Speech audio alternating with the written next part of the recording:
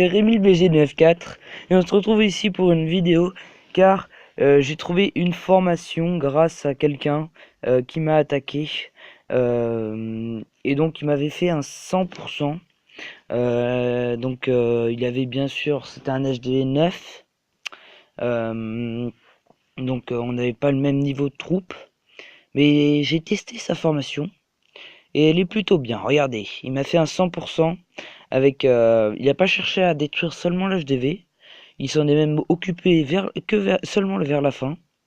Il avait 4 sorts, 2 sorts de guérison et 2 sorts de rage, ce qui est relativement,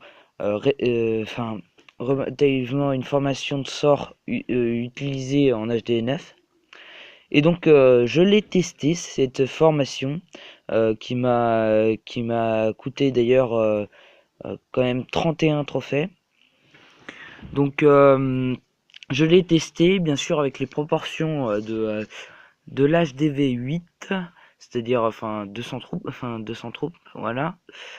Et donc voilà, donc je l'ai testé, j'ai fait 2 étoiles, 23 trophées sur un HDV 8 plus puissant que moi niveau défense. Et donc regardez, j'ai enlevé un sorcier seulement par rapport à l'HDV 9. J'ai enlevé 10 archers parce que sinon ça rentrait pas.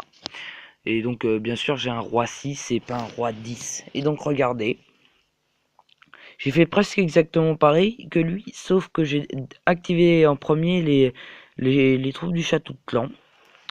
Donc voilà. On va passer un peu ça. Et donc je les ai terrassés facilement ces troupes. Avec à peine 3 sorciers qui sont encore indemnes d'ailleurs. Ensuite j'ai posé mes géants vite, très rapidement. J'ai posé quelques sapeurs.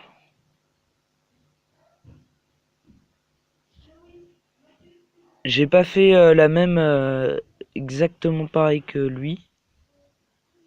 J'ai juste un peu changé l'ordre de leur apparition, des sorts et tout ça. Bon, j'ai un peu avancé quand même. Donc voilà, il est quand même relativement plus puissant que moi. Ah non, peut-être pas même. Je suis peut-être plus puissant que lui.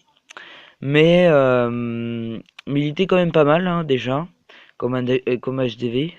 Bien qu'il ait un mortier de niveau 3. Ouais, il était pas mal. J'ai quand même réussi à faire 2 étoiles, ce qui est relativement bien. Et donc voilà, par rapport à la différence de niveau. Et donc voilà. Donc je vous la conseille fortement cette formation, car elle est très efficace, on va dire.